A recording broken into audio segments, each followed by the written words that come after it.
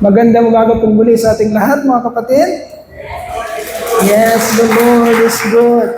Purihin ng Panginoon. So, napakabuti niya. Patuloy niyang pinapakita, mga kapatid, na pinupuno niya ang iglesia ng mga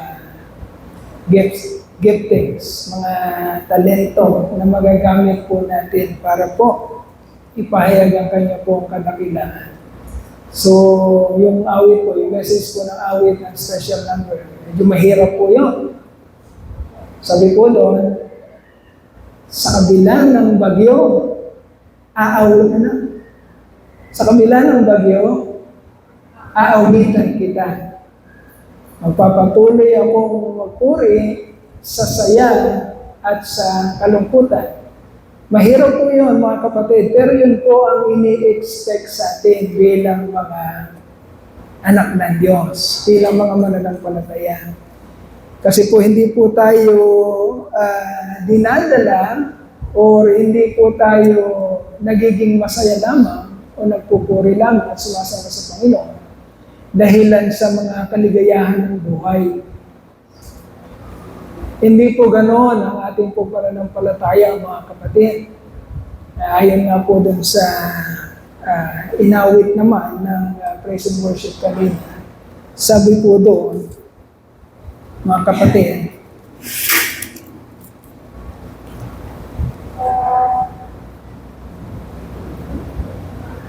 sabi doon, and now I see, as you are, so are we. As Jesus is, ganun din tayo. Ang Panginoon, nung nabuhay siya dito sa atin, sa piling natin sa lupa, mga kapatid, ang kanyang buhay ay nabatbat na hindi naman ang kayamanan. For 33 years, ang kanyang buhay ay hindi naman natin nakita ng labis na kaginhawaan, labis na happenings or kasiyahan, party or something. Wala po tayong nabasang ganun sa buhay ng Panginoon. Hindi siya nakapag-travel all throughout the whole world. Hindi siya nabuhay sa panahon na may mga eroplano, may mga sasakyan, may mga lugarang kotse, na may magagandang bahay. Hindi siya nabuhay sa ganung panahon. Ang buhay niya ay nabatbat ng, shall we say, kahirapan. At tinanggap niya yun sa kanyang buhay dahil meron po siyang misyon. Kailangan niyang dumanas ng ganong pagpapakasakit para hindi natin danasin yun. Okay? Ano sinasabi dito? And now we see, and now I see, you see, we see that as Jesus is, so are we. As you are, so are we. Ibig sabihin, kapareho ng pagkaunawa ng ating Panginoong Jesucristo, mga kapatid. Kailangan nauunawaan din natin ang buhay. At kaya hindi dinidikta ng anumang sirkumstansya ng buhay natin, masaya man o malungkot, kagaya ng inawit ni Sister Ana. Nagpapatuloy pa rin tayo sa paninindigan sa ating pananampalataya, sa pagpupuri at sa pagsamba sa Kanya. With the same intensity. Hindi pwede yung nagkaroon ka lang ng problema, hindi ka lang napansin, o nakulangan ka lang ng salapi o anuman, hindi ka lang natanggap sa trabaho, ay tinatalikuran na natin ang ating Panginoon. Hindi po. The same attitude or behavior na pinakita ng Panginoon na dire-diretso siya hanggang sa matapos niya ang kanyang gawain at ang kanyang misyon. Ang sabi doon, nakikita natin, nakamukha ni Kristo, kagaya ni Kristo, ganon din dapat tayo. Bakit natin sinasabi yun, mga kapatid? Kasi yun ang pinag-aaralan natin. We are being conformed to whose image? Jesus Christ. As you are, so are we. Listen very carefully. mga kapatid. Yun ang goal ng ating pananampalataya. As He is, as Jesus is, so are we. So, in what? Saan tayo pareho? Saan tayo gagawin pareho ng Diyos? Saan, mga kapatid? In righteousness, listen very carefully, and in holiness. In righteousness and in holiness. Yan yung inaawit natin. Let my life resound your grace, your praise, as an anthem of your grace. Okay? Let my life resound your praise. Ano ibig sabihin nun? Kapatid, yung buhay mo, yung nakikita dyan, ng langit at ng madlang people, yan yung nagsisilbing ebidensya ng kapangyarihan ng grasya ng Diyos. Pagka hindi yan umiilaw, pag hindi yan nagsashine ng buhay na yan, ibig sabihin, kalukuhan ng grace. Ibig sabihin, wala siyang kapangyarihan. Kaya yun ang inaawat natin. Let my life resound your grace as an anthem of your praise. Ano yung sumunod? There is what? There is power in your name. There is power. Hindi naglaro-laro ang langit. At sa bandang huli, walang nangyari. Hindi po ganoon. Hindi naglaro-laro ang langit at sa bandang huli, walang nangyari. May kapangyarihan ang ginawa ng langit. At yun ang pinag-aaralan natin, mga kapatid. Hindi ka niligtas for the sake of ligtas ka and then magtatampisaw ka sa kalukuhan mo. Hindi ganoon ang goal ng salvation. Hindi ka naligtas for the sake of kaligtasan per se itself. No. You are saved to be the anthem, to be the radiance of the power of God's grace na diniliver at ginanap ng ating Panginoong Heso Kristo. Okay. Magpapatuloy po tayo sa ating pong sa binigay na mensahe sa atin ng ating Panginoon.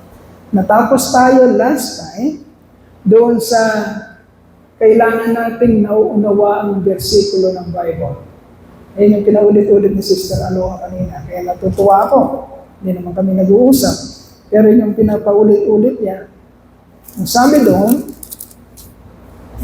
sa verse 14 ng chapter 6 ng Romans is, for sin shall not be your master because you are not under the law, but under grace. For sin shall not be your master because you are not under the law, but under grace. Sa pinagpapatuloy natin, mga kapatid, the part 3 of yung sumunod po natin pagtalakay sa ating pong tema. We are more than conquerors in Christ. Conform or sanctify. This is part 2. Na-introduce natin ito last week. At ngayon lilinawin sa atin ng Panginoon. Mabuti. Ano ang ibig sabihin nung nahapyawan natin nung huli na bersikulo na Romans chapter 6 verse 14. For sin shall not be your master because you are not under law but under grace. Meaning, mga kapatid, meron tayong dalawang umaalipin. Okay? Dalawang umaalipin. Sinasabi kong umaalipin kasi sila yung may control. Okay? Dalawang group. Ang tao sa mundo, At dalawa din ang umaalipin sa kanila. Okay? Let us listen. Dalawang grupo ang tao sa mundo at may dalawa din kapangyarihang umaalipin sa kanila. Okay? Ang sin o kasalanan na pinaghaharian ng sinasabing Panginoon ng mundong ito, sino siya? Si Satan. Meron siyang grupo at marami yun. Mas marami yun kesa sa isang grupo. Tandaan natin yan, huwag natin kakalimutan ng katotohanan. Kasi gusto natin maintindihan, saan ba tayo? Nasaan ba tayo nakapila? Doon ba sa grupo na yon o sa grupo na pag-uusapan natin mamaya? Yun ang unang grupo. Ang mga tao na alipin ng kasalanan. Okay? And the other group is ang mga tao na alipin ng grasya. Alipin din sila. Dahil ang mga tao na ito, hindi kontrolado ng kanilang sarili, kundi kontrolado ng grasya ng Diyos. Pag pinag-aralan niyo ang Biblia, lulutang siya ng malinaw, na dalawa ang umaalipin. Ibig sabihin, mga kapatid, hindi tayo ang may control. Sino ang may control? The spiritual realm. But the spiritual realm, mga kapatid, merong dalawang naglalaban, nagtutunggalian. Although, ang kapangyarihan ng isa hindi kayang ipantapat sa kapangyarihan ng pangalawa. Ang kapangyarihan ni Satanas ay hindi kayang itapat sa kapangyarihan ng Diyos. Okay? Pero ang katotohanan, mga kapatid, naglalabanan ito. Sa bandang huli, makikita natin kung sinong mananalo. Ang importante lamang, makita natin ang ating sarili na tayo ay under the dominion and the control of the grace of God. Dapat doon tayo nakapaloob, hindi doon sa isa. Okay?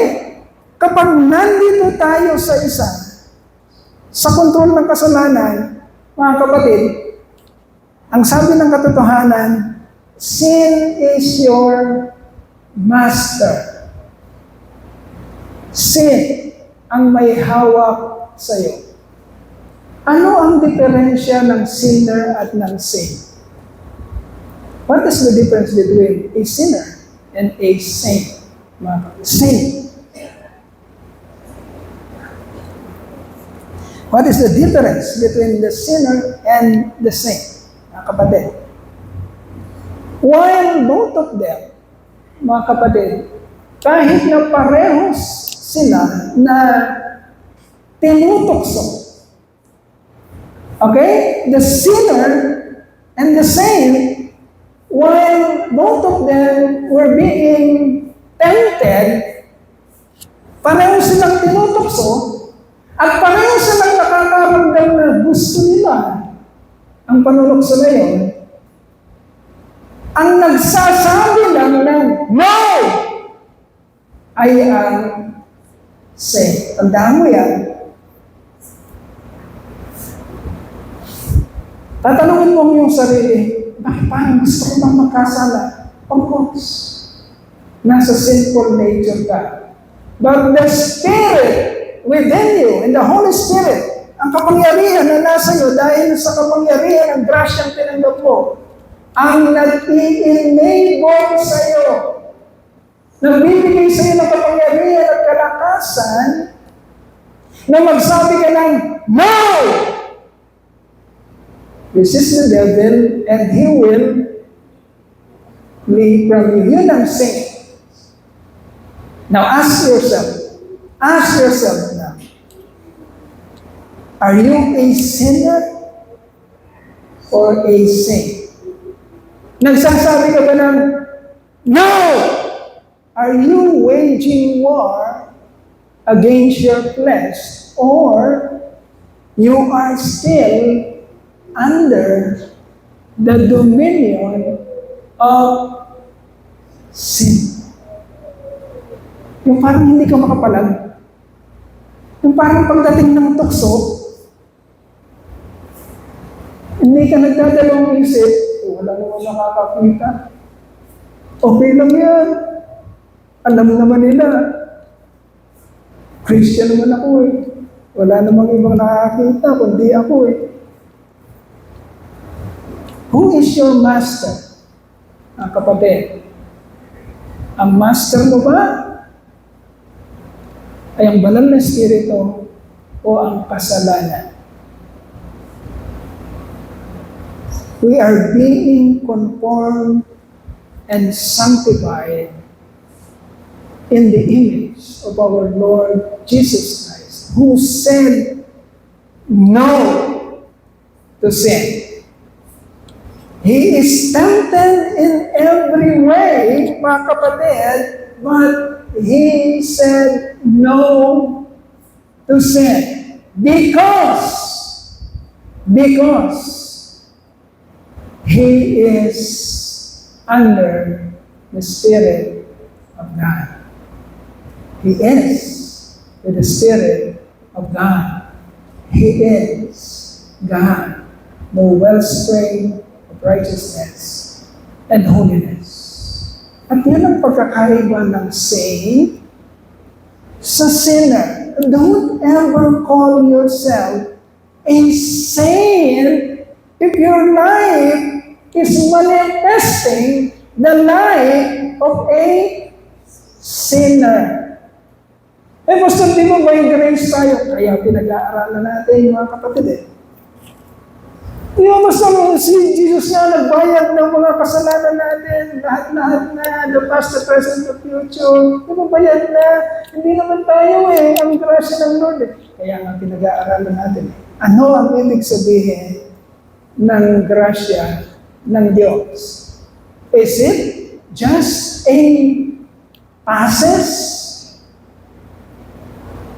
Walang buhay na passes na inabot sa ng Lord, na dala-dala mo, o may passes na ako, na pagdating mo sa pintuan ng langit, ay sasabihin mo, pinapapasok ako.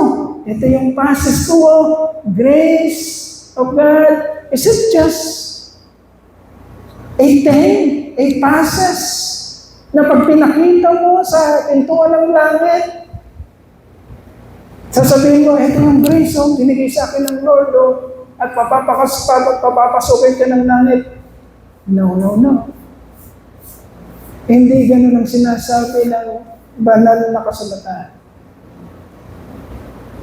Hindi rin ganun ang sinasabi ng mga inaawit natin.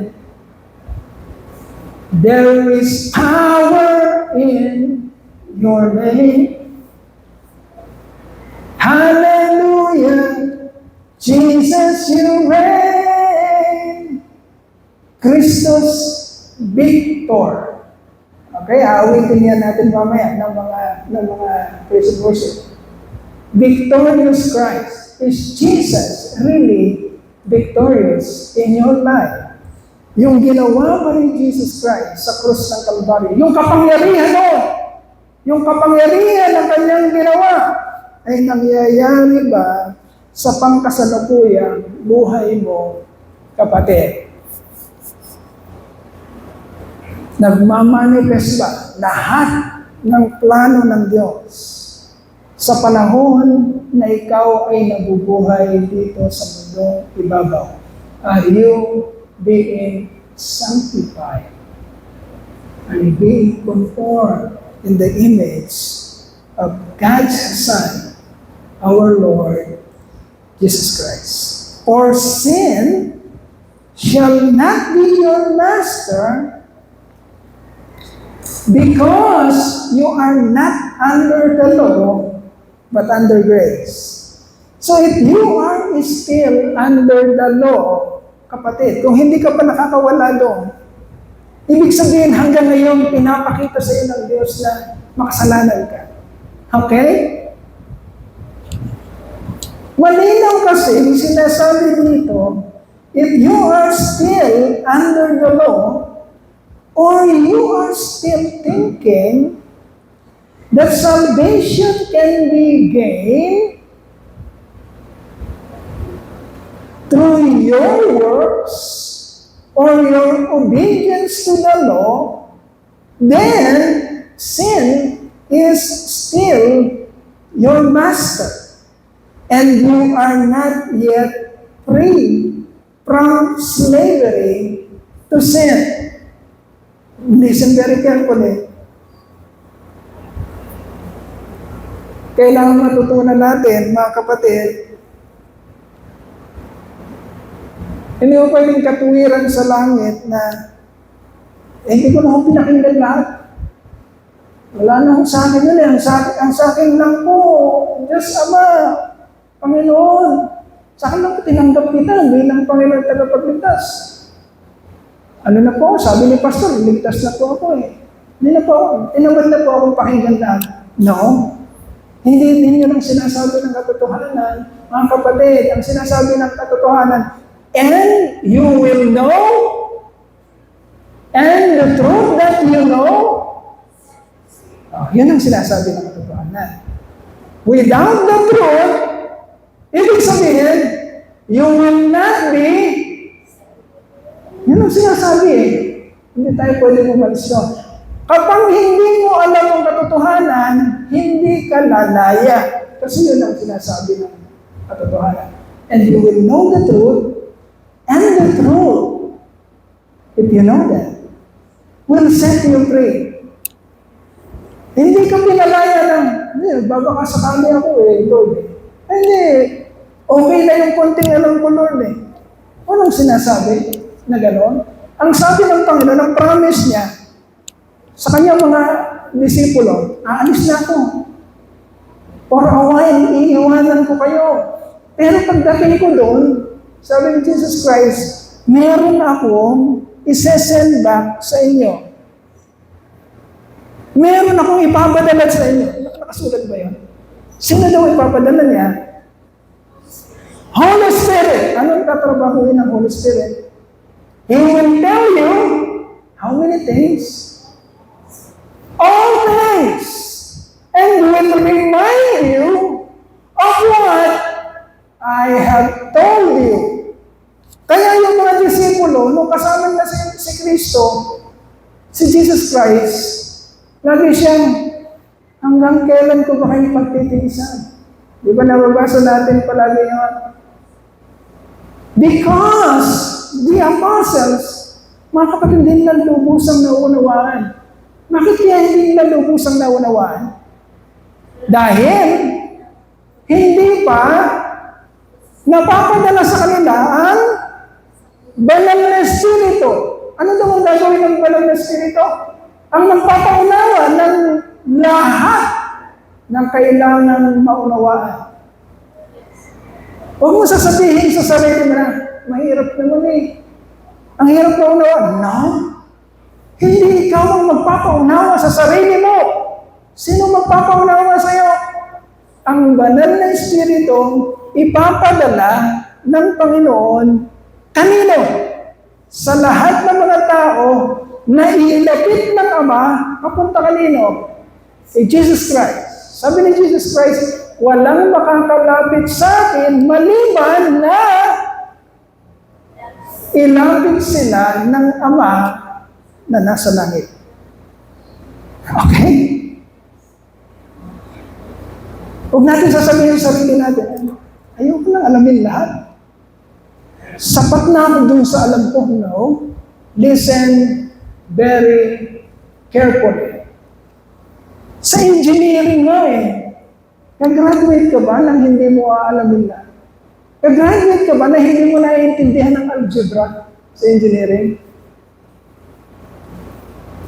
Yan ang basic. Hanggat hindi ka nakakapasa sa algebra, hindi ka pwede sa mas mataas na mathematics. Paano mo haharapin ang mga calculus kung hindi mo naiintindihan ng basic? Okay? So listen very carefully mga kapatid. Uunawain natin mabuti. Naghahanda tayo. Okay, nagkakagero na.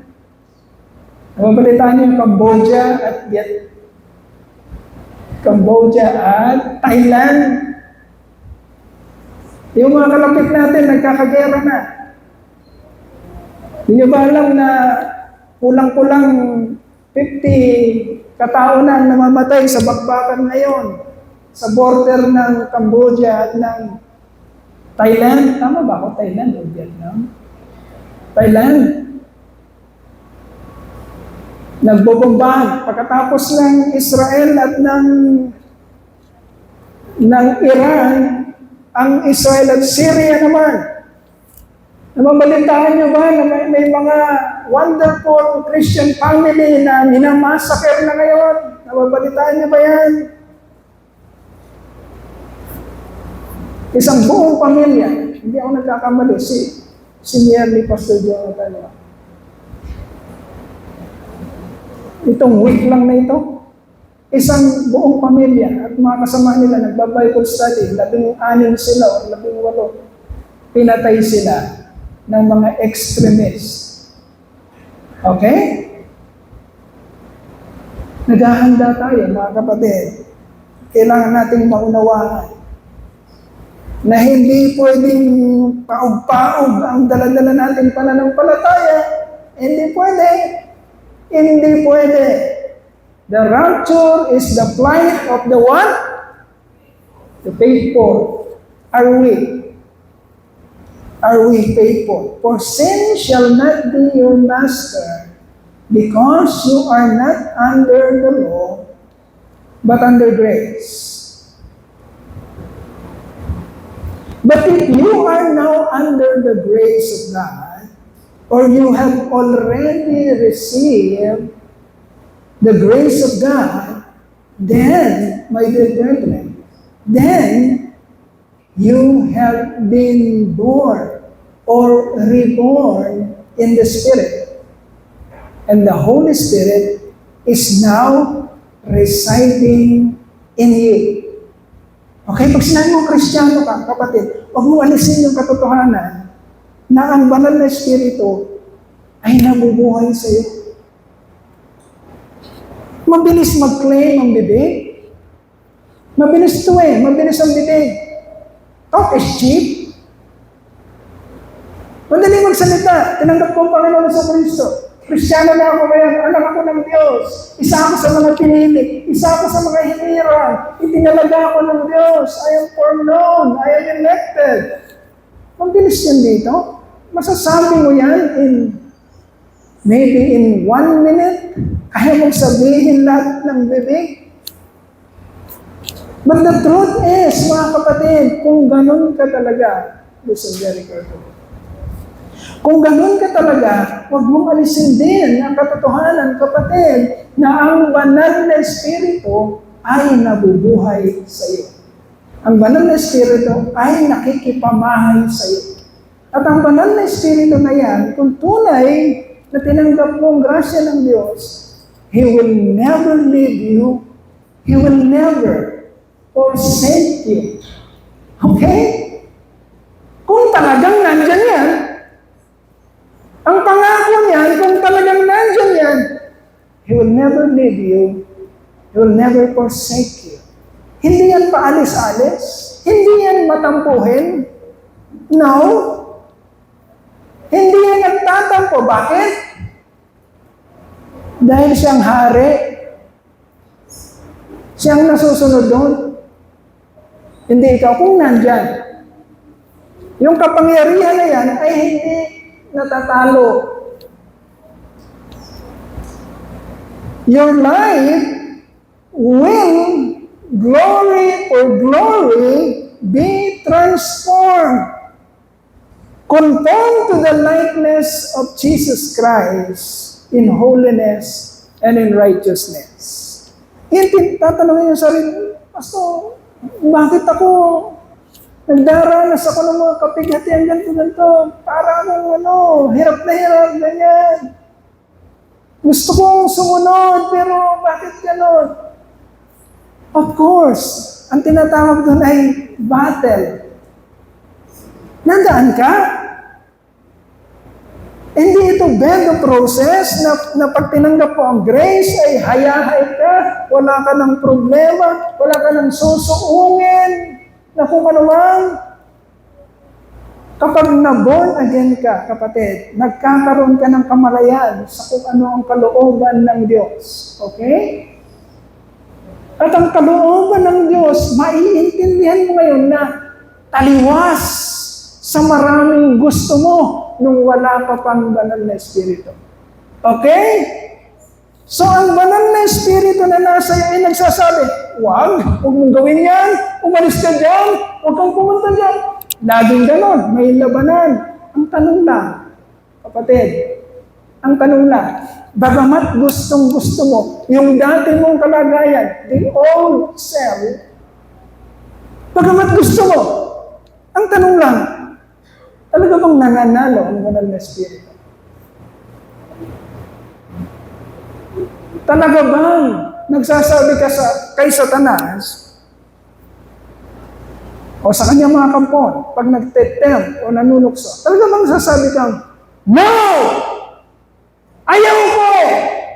Or pag dumating ang tukso, wala kang kalaban-laban at natatalo ka. Nagpapakita lang yan mga kapatid that sin is still your master. Sapagkat wala pang nag-iingat, gumagabay, at nagtuturo sa'yo. Hindi pa nangyayari sa'yo yung lagi nating sinasabi o narinig sa ating closing, sa ating benediction, sa Kanya na makapag-iingat sa atin upang lagi nating narinig sa Kanya na makapag-iingat sa atin upang hindi tayo magkasala. At makapaghahatid sa atin ng walang kapintasan at merong dakilang kaluwalhatian sa ating Diyos.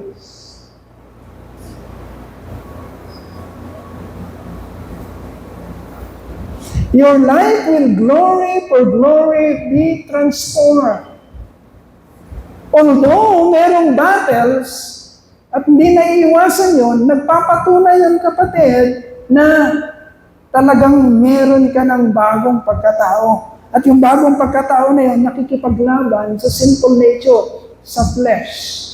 Iba ang gusto ni flesh, iba ang gusto ng newly born spirit. Magkaiba sila, naglalaban sila. Pero kapatid, kailangan nananalo ang bagong pagkatao. Kailangan may ebidensya, kapatid, ng pananagumpay sapagkat yun ang manifestasyon na tunay ka nang ipinanganak na muli sa Espiritu.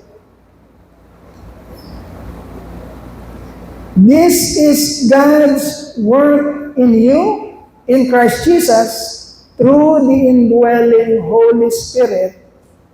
Under grace, sin will not be your master anymore. Okay? Sin will not be your master anymore. Ang tanong natin mga kapatid, paano ka nananagumpay? Sinong nagdadala sa'yo? Yung grasya ng Diyos. Hindi ikaw. Ikaw nananatili ka dun sa sinful nature mo. Gusto mong magkasala. Yun ka. Pero ang nagtatagumpay sa'yo, yung newly born spirit from God na nakakaunawa ng katotohanan sapagkat tinuturuan ng banal na Espiritu at nagbibigay ng katagumpayan na gagawa kung ano ang kalooban ng Diyos. Okay. Conform, sanctify. Meron tayong verse na pag-aaralan sa Luke chapter 18. Verses. Luke chapter 18. Magpapakita sa atin ng katotohanan, mga kapatid, that the salvation of soul is possible only with God. By grace of God, not by works of men. Okay, pagka kasi pinagmamalaki mo na ang kaligtasan ay makukuha mo dahil sa law, pagsunod sa batas, Ang sabi ng Biblia, kung ganun ang takbo ng isip mo, then sin is your master.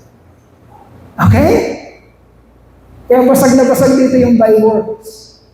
Wala kang matatagpuan sa Biblia na by works. Okay? Ang meron sa Biblia, by grace. Bakit? Kasi by works, ibig sabihin, nagtitiwala ka sa gagawin mo.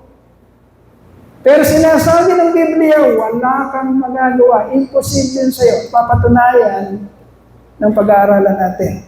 Pero sinasabi ng Biblia na sa pamamagitan ng kapangyarihan ng Diyos, ng kanyang grasya, ng banal na Espiritu na binigay niya sa'yo, kapatid, magaganap kung ano ang kalooban ng Diyos. Na imposible sa kalagayan mo kung wala ka sa grasya ng Diyos. Okay. Luke chapter 18, verses 18 to 30. We will read.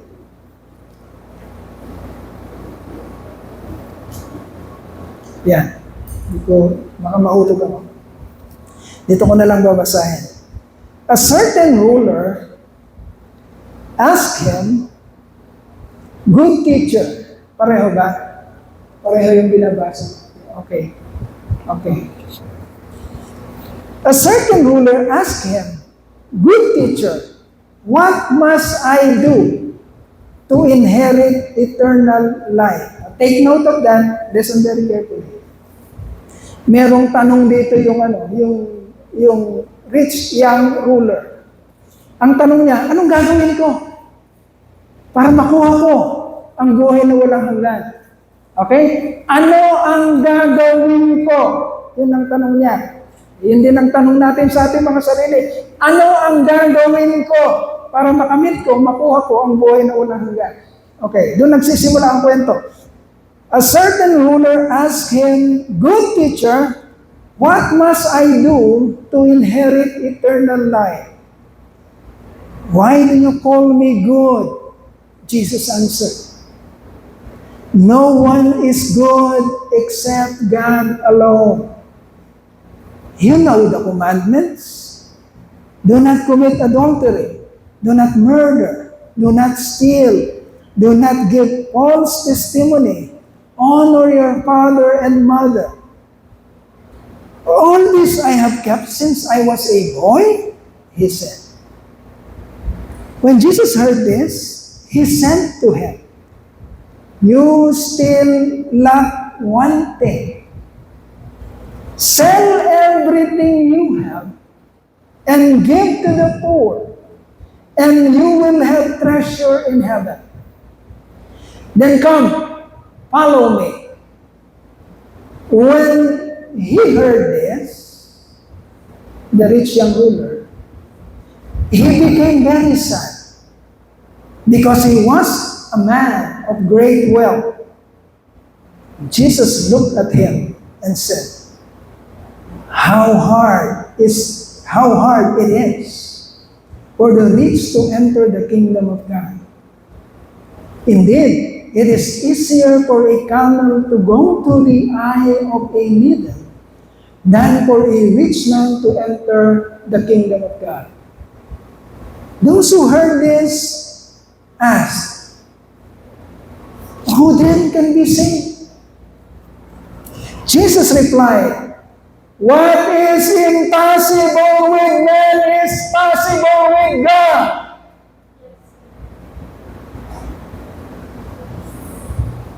Peter said to him, "We have left all we had to follow you."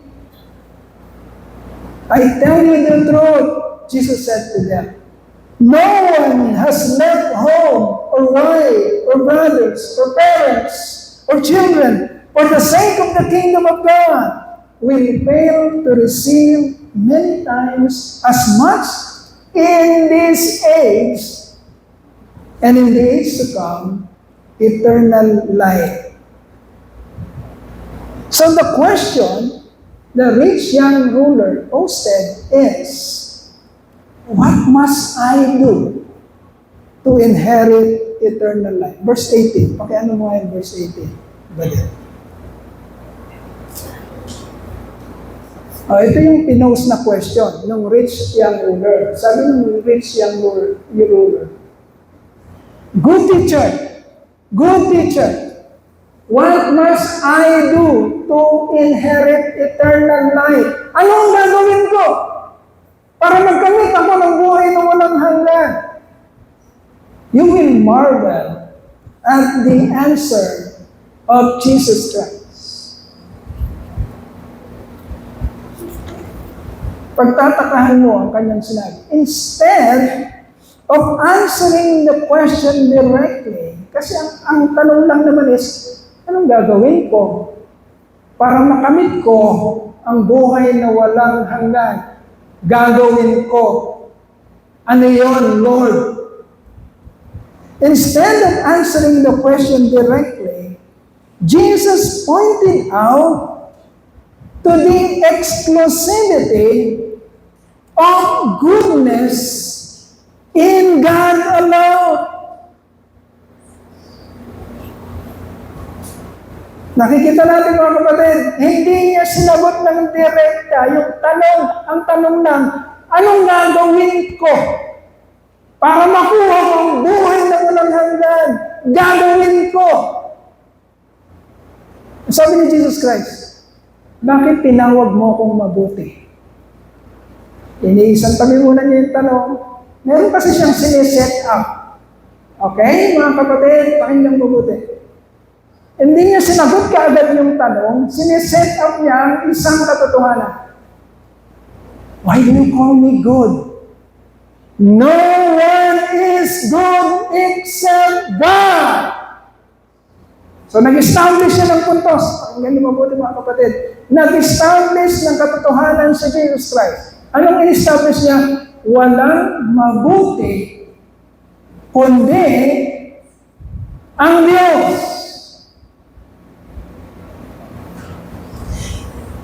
Jesus asked, bakit mo ko tinawag ng mabuti? Because the man thinks that he is good enough to inherit eternal life.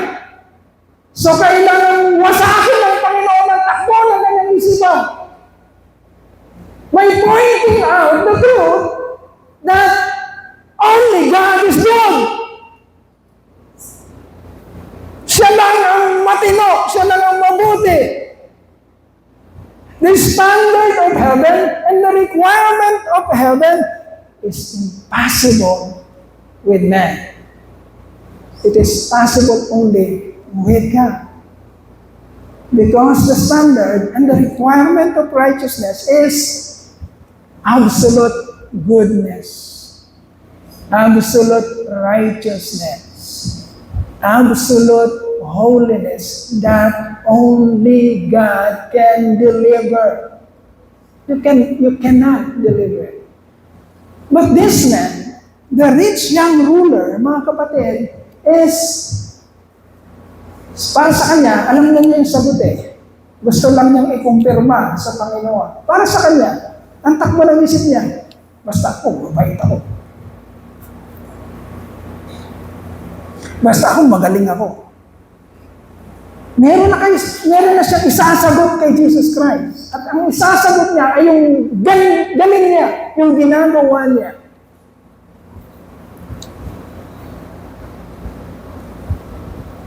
Sabi ni Jesus Christ, gustong siluin ni Jesus Christ at ilabas talaga kung anong meron dun sa tao na yun. Kaya sinabi ni Jesus Christ sa verse 20, sabi ni Jesus Christ, you know the commandments. Alam mo ang kautusan. Hindi ba? You know the commandments. Do not commit adultery. Do not murder. Do not steal. Do not give false testimony. Honor your father and mother. Nakaprepare si rich young ruler. Kasi nagbabangko siya sa galing niya. At alam niya, meron siyang pagyayabang. Alam niya yun, akala niya ganon. Akala niya ganon ang patakaran ng langit. Gabang siya, sasabihin ito, commandments. Pero nakaabang siya. Sabi ng rich young ruler, sa verse 21, sabi ng rich young ruler, all this I have kept since I was a boy. Nakabang siya sa tanong, you know the commandments? And then nung sinabi ni Jesus Christ ang mga commandments, nakahanda siya sa sagot, ginagawa ko yung lahat. Nasusunod ko yung lahat. Makumpiyansa siya. Nakikita niyo yung nangyayari sa Matthew chapter 7. Ginawa ko to, ginawa ko yun. Sumunod ako dito, sumunod ako doon. Ginagawa ko yung lahat. Wala akong namilis yan. Sinusunod ko yung lahat. Sabi ng rich young ruler. The man bragged about his obedience to the commandments. But the question is it enough?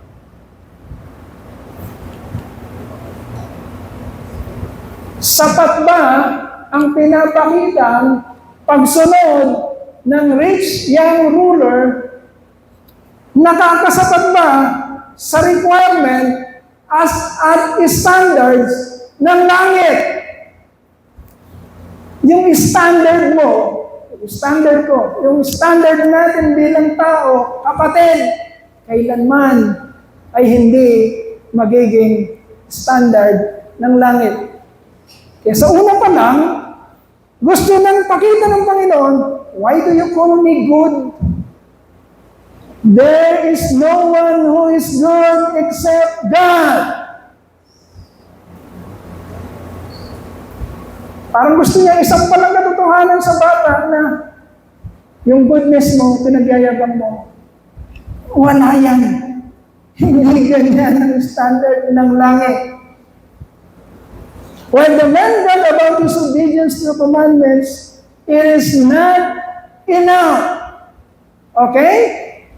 Kasi sinasabi ng katotohanan sa atin, if you are still under the commandment of God, sin is still your master. Hindi mo pwedeng gamitin ruta para ibigay sa iyo ang buhay na walang hanggan dahil sa pagsunod mo sa kautusan.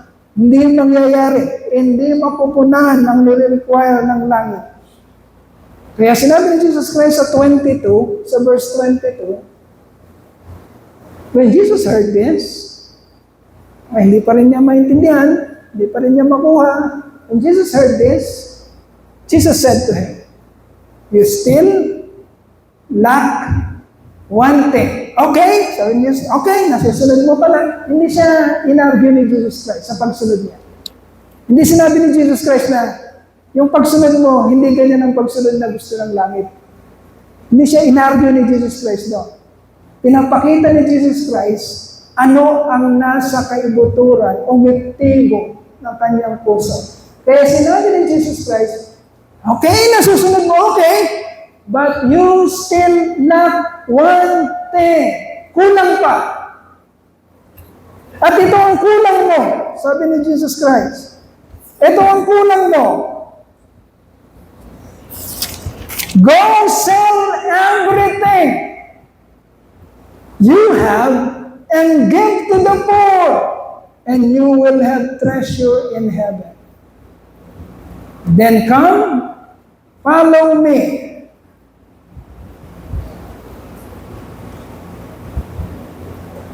The man has been exposed by Jesus.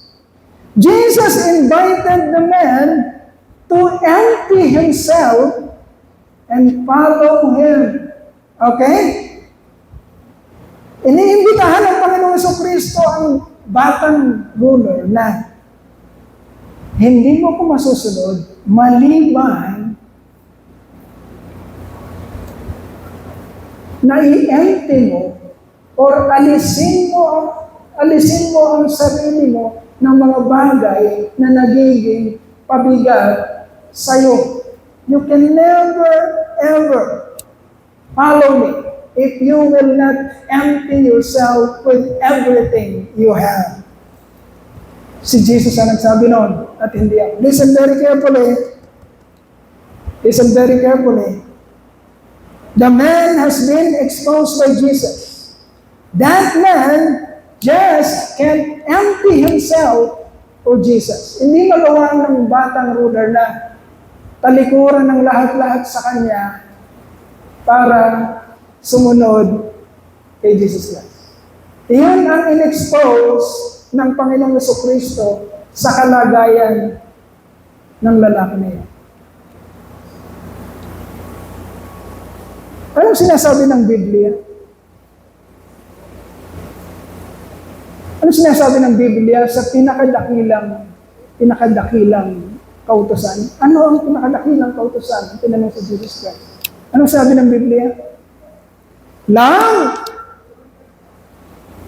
the Lord your God with all your heart, all your mind, everything in you.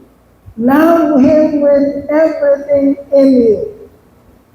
Yan ang sinasabi ni King David, nung sinabi niya, whom have I in heaven but you? And earth has nothing I desire besides you. If you cannot see Jesus Christ as someone who is more valuable than your life, if you can empty yourself with everything to follow Jesus, kapatid.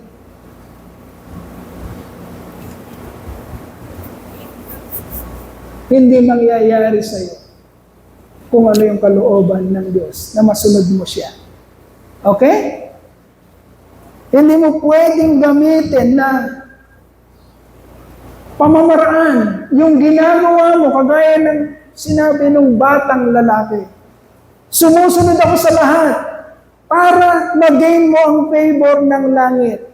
Kaya mong sundin, pwede mong masunod ang lahat, pero nakikita mo ba ang Diyos o si Jesus Christ na mas importante kesa sa iyong sariling buhay?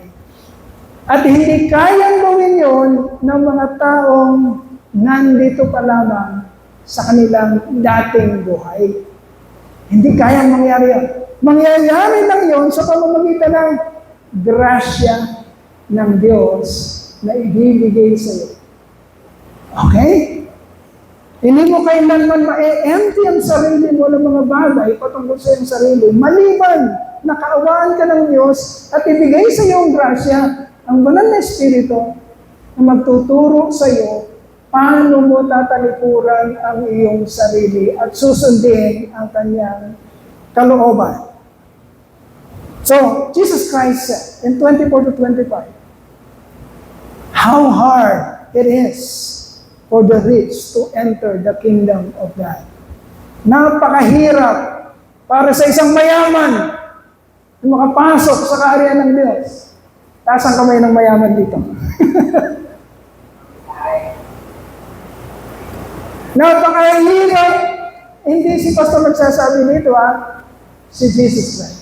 Sabi ni Jesus Christ, nung nakita niya, sumusunod yung bata, yung batang mayaman, sumusunod yun. Kaya nga mayabang siya. Sinunod ko yun. Mula pa nung ako ay maliit na bata, sinusunod ko lahat ng commandments. But Jesus said, you lack one thing. Empty yourself. Ubusin mo ang sarili mo at sumunod ka sa akin. Nalungkot ang bata. Bakit? Hindi niya kayang ubusin ang sarili niya. What a shame, mga kapatid. Nakakahiya yun. Bakit nakakahiya, Pastor? Alam mo bang inempty ng Diyos ang sarili niya para maabot ka lang? Alam mo bang tinalikuran ng Diyos ang lahat-lahat sa Kanya?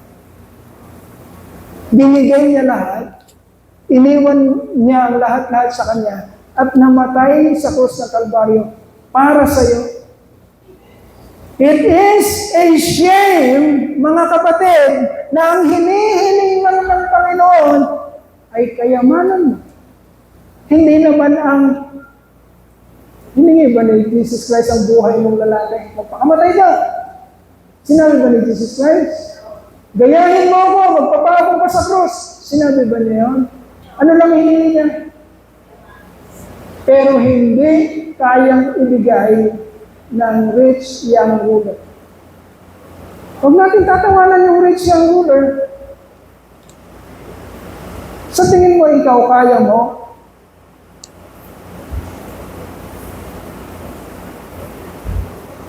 Sa tingin ba natin, kaya natin gawin yon? If we are still, mga kapatid, in our natural self, never na mangyayaring ibigay natin at ubusin natin ang ating sarili para makasunod tayo sa Panginoon sa Kristo. Kaya ang tanong ng mga nakarinig, nung mawalan sila ng pag-asa, because sa istorya, mga kapatid, nakikita ng mga nakikinig doon na maaaring kilala din nila yung bata. Maari. Dahil kabarangay nila o kanayon nila. Maaaring kilala talaga nila yung bata na mabuting bata. Sumusunod sa kautusan. Maaaring gano'n. Kaya sabi ng mga nakarinig, ha? Sabi ng Panginoon, imposibleng maligtas. Yung gano'n. Ang sabi ng mga tao, sa verse 26, sabi ng mga tao, who then can be saved? Kung yung sumusunod na kagaya ng batang lalaki na yon ay hindi maliligtas sa ganong kaparanan, tinitingnan nila yung sarili nila. Sandali. Mas sumusunod sa akin yun na. Mas magaling sa akin yung bata na yun na. Mas mabait sa akin yun na. Mas magandang ginagawa sa akin yun na. Nagulantang sila. Who then can be saved? Kung hindi pwede yun, hindi sapat yun, sino ang maliligtas? Yan ang katanungan. Who then can be saved? People posted that question. And Jesus Christ, binitawan niya ang katotohanan na kailangang maintindihan natin, mga kapatid.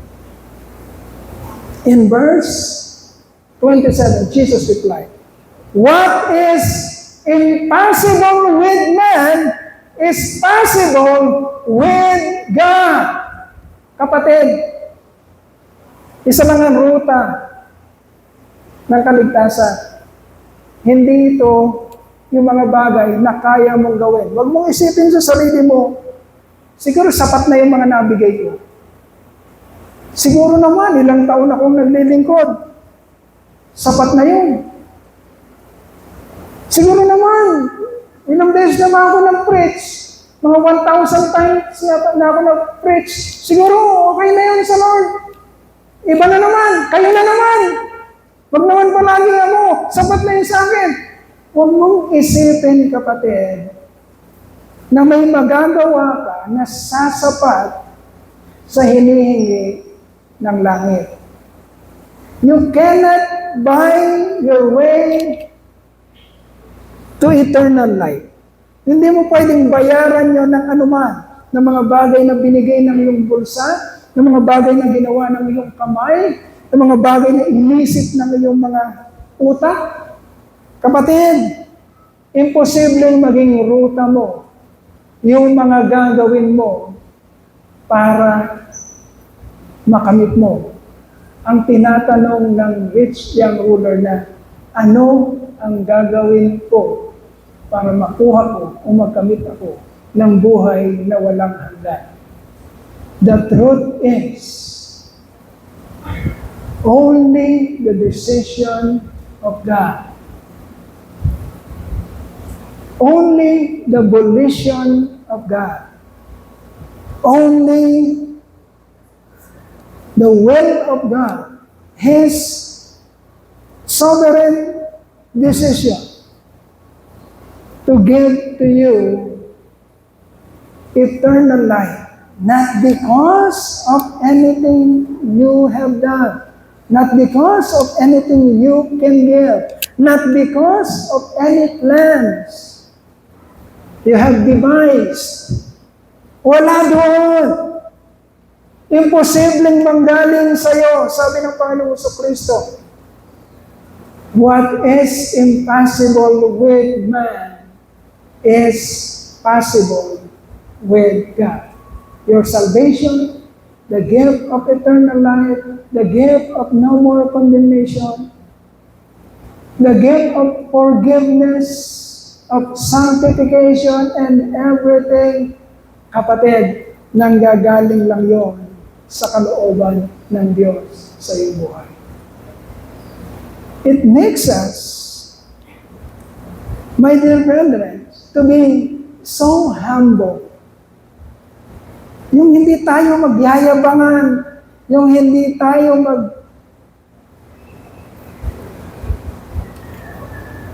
magpapakitaan. O mas marami na akong nagawa. Hindi mo lang nakita yung ginawa ko, pambihira. Hindi mo lang nasabi yung binigay ko, pambihira. Mas malaki nga ang binigay ko kay Noah. Mas siya nga hindi nagbibigay. Siya pang sikat. Pambihira naman yan.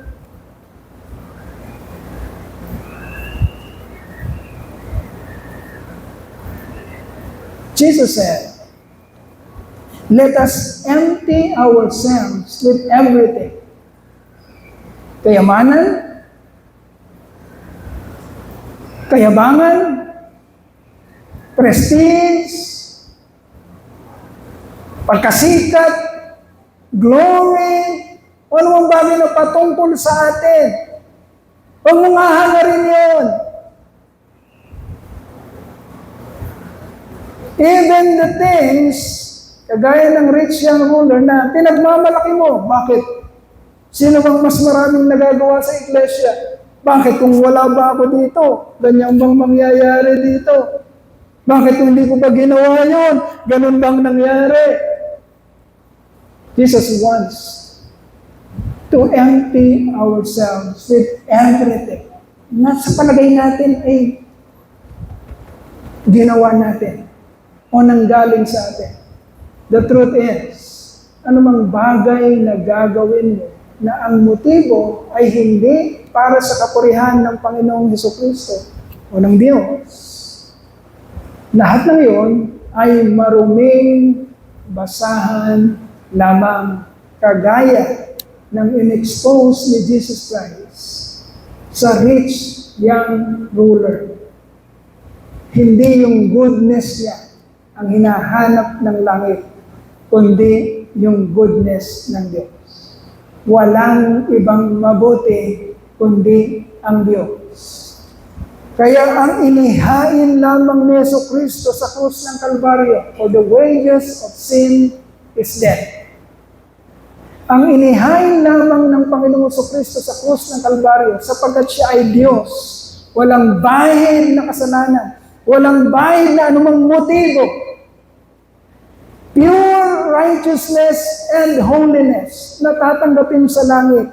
Yun lamang ang tatanggapin, kapatid.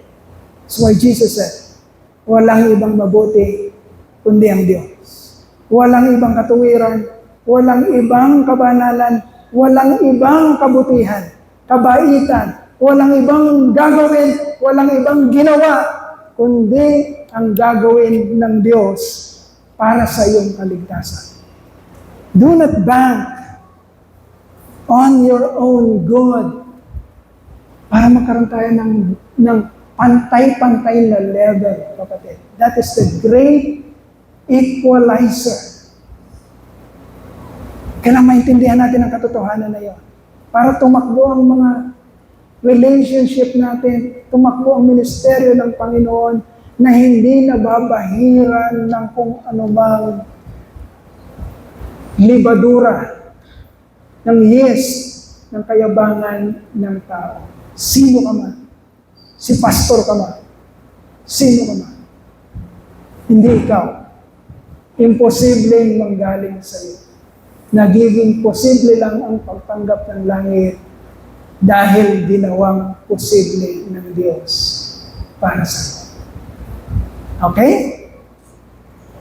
Emptying your life with your own self for the sake of God's kingdom. Ito naman yung promise ng Panginoon. Will never fail to inherit blessings and favors of God. Hindi lang sa buhay na walang hanggan, but in this present life as well. Yun ang promise ng Panginoon. If you empty yourself sa last, I will close with this verse. 13, verse 13. I tell you the truth, Jesus said to them, no one who has left home or wife or brothers, huwag mo iwan yung asawa niyo hindi ko iiwan si Sister May. Sabi kasi dito, sabi kasi dito, walang nag-iwan sa kanyang asawa. Hindi, ganun ang ibig sabihin niya. Papaliwanag natin. Wala na tayong time ngayon. Pero papaliwanag natin next time. Hindi ito yung, sabi ko ng Lord, iwanan ko yung asawa ko. Tagal ko nang gusto iwan yan Sabi ng Lord Hindi ganun ang ibig sabihin. Okay? Hindi ganun ang ibig sabihin. Brothers or parents or children for the sake of the kingdom of God will fail to receive many times as much in this age, in this present life, and in the age to come, eternal life. Kapatid, do you want to unlock? You want to unlock the treasures that is prepared for you? Yun ang promise ng Panginoon. Nakikita mo ba talaga sa sarili mo, kaya mong iwan ang lahat para sa Panginoong Kristo? Kung ganun talaga ang nangyayari, kapatid, dahil nasa iyong banal na Espiritu, kung ganun talaga, I don't think mamumroblema ka sa kung anumang blessings ang nakaprepara sa iyo. Because that is the promise. I-reward ng Panginoon lahat ng sacrifices mo. Kung nakikita niya yung sacrifices na yun, na ginagawa mo talaga, hindi para sa sarili mo, kundi para sa kanyang kapurihan. Palakpakan po natin ang ating Panginoon. Manalangin po tayo.